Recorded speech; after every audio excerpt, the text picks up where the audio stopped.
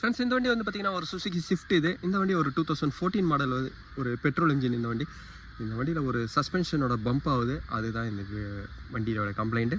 எப்பவுமே ஒரு பிளைன் ரோடுக்கு வந்து பார்த்தீங்கன்னா எந்த ஒரு பிரச்சனையாக இருக்காது, ஸ்மூத் ரோடுக்கெலாம். ஆனால் ஒரு ஸ்பீடு பிரேக்கோ இல்லை ஒரு ஜம்ப் ஆகிற இடம் வரும்போது தான் வந்து பார்த்தீங்கன்னா வண்டியோட உள்ளே இருக்கிற ஜம்ப் அதிகமாகும். இங்கே பாருங்கள் ஒரு ஆக்ஷன்னு வண்டியை வந்து பார்த்தீங்கன்னா மொத்த கேபினும் உங்களுக்கு ஒரு ஜம்ப் ஆகும். ஃப்ரெண்ட்ஸ் இதோட பம்ப் ஆவரோட ஃபீல் வந்து பார்த்தீங்கன்னா உங்களுக்கு வீடியோ எடுக்கும்போதே தெரியும். ஏன்னா எவ்வளோ தூரம் உங்களுக்கு ஜம்ப் ஆகுது பாருங்கள். இதோட ரீசன் வந்து பார்த்தீங்கன்னா ஒரு ஃப்ரண்ட் சாக்கப்சர் உங்களுக்கு போகிறதுனால தான். இந்த சாக்கப்சர் உள்ளே போகும்போது வந்து பார்த்தீங்கன்னா இந்த ஒரு ஆக்ஷன் ஃபுல்லாகவும் கண்ட்ரோல் வந்து ஸ்ப்ரிங்கில் ஆகிடும். ஸ்ப்ரிங்கோட வைப்ரேஷனை உங்களுக்கு சாக்ஸை வந்து பாதி வந்து பார்த்தீங்கன்னா இந்த காயில் ஸ்ப்ரிங்கு வந்து அப்சர்வ் பண்ணிக்கும். மீதி வந்து பார்த்தீங்கன்னா சாக்கப்சருக்கு லோடு போவோம். ஆனால் உள்ள சாக்கப்சர் எதுவுமே இல்லைன்னும் பொழுது அங்கே உள்ளே இருக்கிற ஷாஃப்ட்டோ உள்ளே இருக்க ஆயிலோ இல்லை கேஸோ லீக் ஆகும்போது அந்த இடத்துல ஒரு ஆக்ஷன் இருக்காது.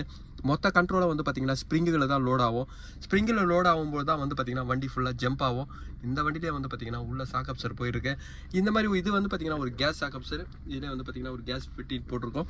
இந்த மாதிரி கேஸ் சாக்கப்சரில் என்ன கம்ப்ளைண்ட் வரும்னா உள்ள ஆயில் லீக்லாம் இருக்காது. ஒரு சாக்கப்சர் பார்க்கறதுக்கு நல்லாயிருக்கும்.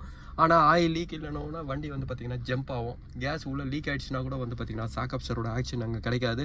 ஸ்ப்ரிங்கோட ஆக்ஷன் மொத்தமாக கிடைக்கிறதுனால வண்டி வந்து பார்த்தீங்கன்னா ஒரு ஸ்ப்ரிங் ஆடினே இருக்கிற மாதிரி தான் இருக்கும். இந்த பம்ப் ஆகிறதோட ரீசன் வந்து பார்த்தீங்கன்னா இந்த சாக்கப்சர் போனதுனால தான். இந்த ஷிஃப்ட்லேயே வந்து பார்த்தீங்கன்னா இன்னொரு கம்ப்ளைண்ட் இருக்குது. கியர் வந்து பார்த்தீங்கன்னா உங்களுக்கு ப்ராப்பராக என்கேஜ் ஆகலை. கியர் ராடு வந்து உங்களுக்கு ஃபுல்லாக இவ்வளோ தூரம் ப்ளே ஆகுது. கியரோட பொசிஷன் வந்து கரெக்டாக உங்களுக்கு லாக் ஆகுது. கியர் எந்த ஸ்லிப்பும் கிடையாது. ஆனால் கியரில் விழுந்ததுக்கப்புறமா வந்து பார்த்தீங்கன்னா கியர் ராடோட ப்ளே இருக்குது. இந்த கம்ப்ளைண்ட் வந்து பார்த்தீங்கன்னா கியர் ராடோட செலக்டர் உங்களுக்கு உள்ளே கட் ஆகிறது தான். இப்போ நான் கியர் ராடோட செலக்டர் காட்டுறேன். ஃப்ரெண்ட்ஸ் இங்கே செலக்டர் அந்த பாருங்கள். இந்த செலக்டரோட புஷ் எல்லாமே போயிட்டுருக்கு. இந்த பிளேனால தான் கியர் ப்ராப்பராக என்கேஜ் ஆகலை. ஃப்ரெண்ட்ஸ் இந்த ஓல்டு சாக்கப்சர் பாருங்கள்.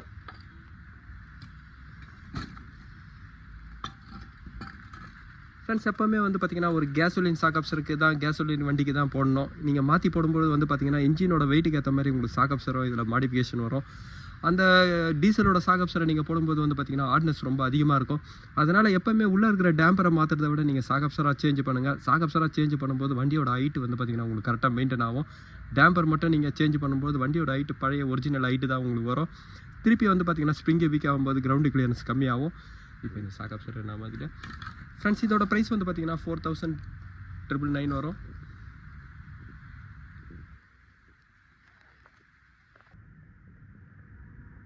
இந்த ஷிஃப்டோட சாக்கப்சர் பாருங்கள்.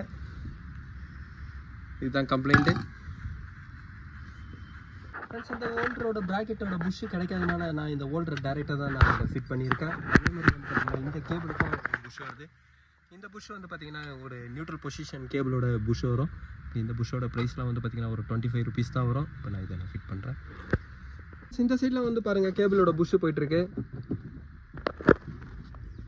இது எப்போ வேணாலும் வந்து பார்த்தீங்கன்னா இப்படி ரிமூவ் ஆகிடும். அப்போ ரிமூவ் ஆகும்போது வந்து பார்த்தீங்கன்னா நியூட்ரல் பொசிஷன் ஆகாது. 3rd கியர் 4th கியர் மட்டும் இந்த ஸ்ட்ரைட் பொசிஷனில் இருக்கிற கியர் மட்டும் தான் விழும். நியூட்ரல் பொசிஷனில் பண்ணும்போது வந்து பார்த்தீங்கன்னா இங்கே செலக்டர் இப்படி போயிடுது பாருங்கள்.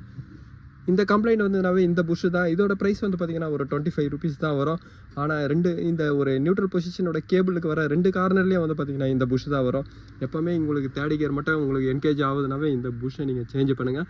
இப்போ நான் இந்த புஷ்ஷை நான் ரிமூவ் பண்ணுறேன். ஃப்ரெண்ட்ஸ் இந்த மாதிரி ஒரு கேபிளில் ஒரு புஷ்ஷு ரப்பர் புஷ்லாம் கொடுக்குறதுலாம் வந்து பார்த்தீங்கன்னா ஒரு கேபிளோட வைப்ரேஷனை கண்ட்ரோல் பண்ணுறது தான். கேபிளோட வைப்ரேஷன் வண்டி ஐட்லிங்கில் ஓடும்போது அந்த இன்ஜினோட வைப்ரேஷன் கேபிள் வழியாக உங்களுக்கு வந்து கியர் ராடில் உங்களுக்கு வரும். அந்த கியர் ராடோட வைப்ரேஷனை கண்ட்ரோல் பண்ணுறதுக்கு தான் வந்து பார்த்திங்கன்னா இந்த மாதிரி புஷ்ஷெலாம் கொடுக்குறாங்க. இந்த புஷ் ஃபிட் பண்ணுறதுக்கு வந்து பார்த்திங்கன்னா ரொம்ப ஈஸி தான்.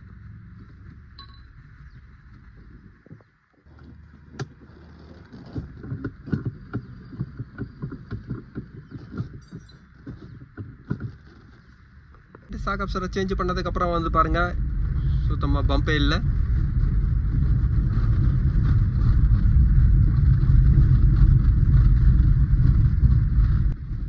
ஃபர்ஸ்ட்லாம் வந்து பார்த்தீங்கன்னா இந்த இடத்துல ஓவர் பம்பாக இருக்கும். அதனால் அவங்களுக்கு வந்து பார்த்தீங்கன்னா சாக்கப்சரோட ஆக்ஷனே வந்து உங்களுக்கு இருக்காது. அதேமாதிரி கியர் ராடும் பாருங்கள். ஃபஸ்ட்டு கியர் ராடோட ப்ளே அதிகமாக இருந்தது. அதெல்லாம் வந்து பார்த்திங்கன்னா அந்த கேபிளோட ப்ராக்கெட்டு தான்.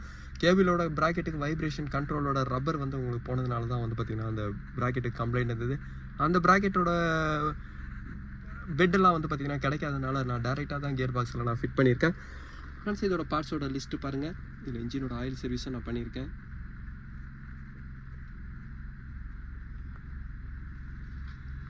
ஃப்ரெண்ட்ஸ் இந்த வீடியோ உங்களுக்கு பிடிச்சிச்சுன்னா லைக் பண்ணுங்கள், ஷேர் பண்ணுங்கள். Thank you friends.